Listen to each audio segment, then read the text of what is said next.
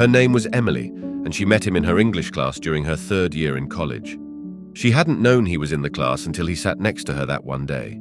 He smiled at her and introduced himself, and she reciprocated the action. They made small talk, and he offered to buy lunch after the class had ended.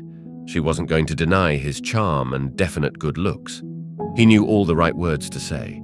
He had told her that her hair and clothing complemented her body and image well. He said he was impressed with the college courses she was taking, explaining to him that she wanted to be a teacher and educate little kids. They had gone on 2 dates before he asked her to be his girlfriend. She was ecstatic, boasting to a small group of friends that she had finally got a boyfriend who makes her feel like she's the only girl in the world. She introduced him to her family, and they seemed skeptical, her father especially, seeing as he is protective over those he loves. When they went back to his apartment afterward, he expressed that he didn't like the way her family had acted towards him. She told him that it was just a first meeting, and they would come around soon enough. A few weeks had gone by, and Emily thought everything was going perfectly, other than the fact that her family had a small disliking for him. One night, she had told him she was going out with friends, and something changed in the color of his eyes.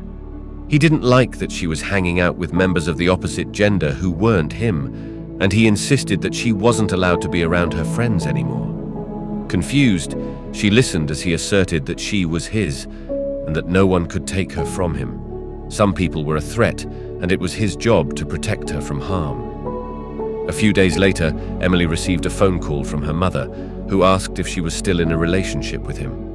Emily confirmed it, and her mother got angry, telling her she was better off alone and didn't need someone to make her happy. He overheard the conversation and told her that her family wasn't good for her, suggesting that all they wanted was for her to abandon him. He guilted her into stopping communication with her family, claiming they weren't a positive influence on their relationship. One night, he took her to a fancy restaurant, expressing that he had never done something so extravagant for someone before.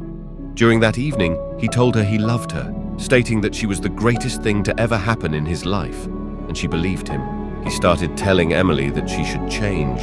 He didn't like that she wore shorts and t-shirts when it got hotter outside, expressing discomfort with the way other men looked at her.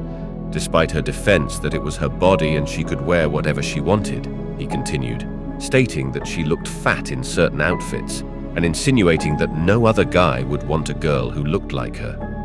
Taking his words to heart, Emily bought new clothes, aligning with what he deemed appropriate for her, and he emphasized that she was lucky to have him. Instead of staying in her stuffy dorm room, most days Emily would stay at his apartment. He insisted that it was better because he could keep an eye on her.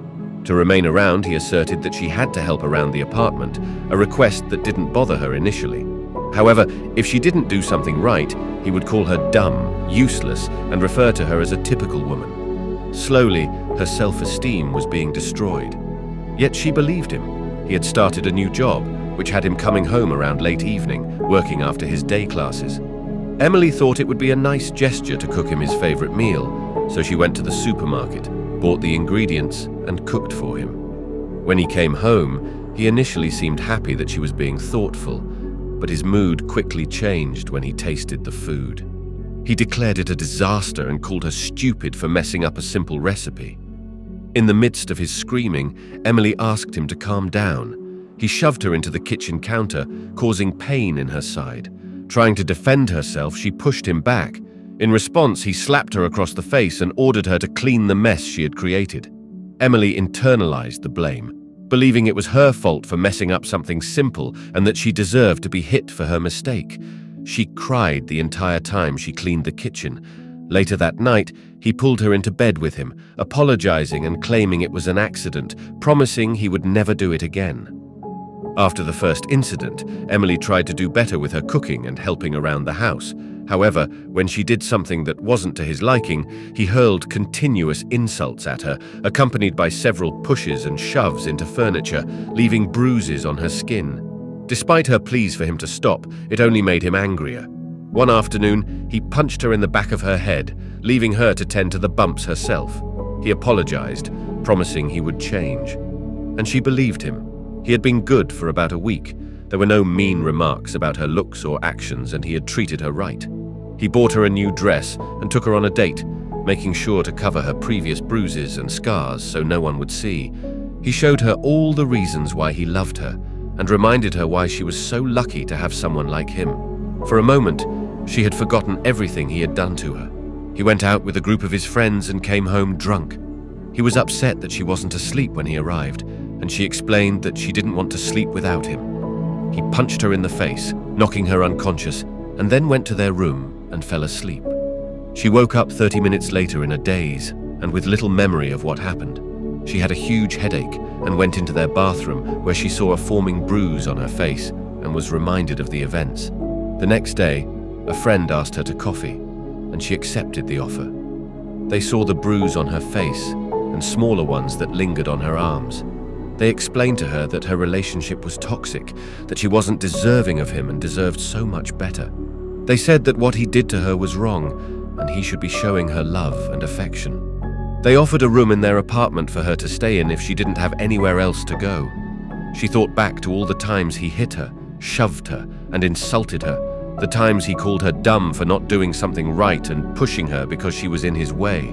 He was supposed to kiss her, hug her, and show that he loved her. Instead, he hit her because her food hadn't tasted right or there was dust on his nightstand. She believed them. When she got back home, he was drinking from a bottle of alcohol on the couch, watching television. She told him they needed to talk, but he insisted that she needed to get in the kitchen and begin dinner.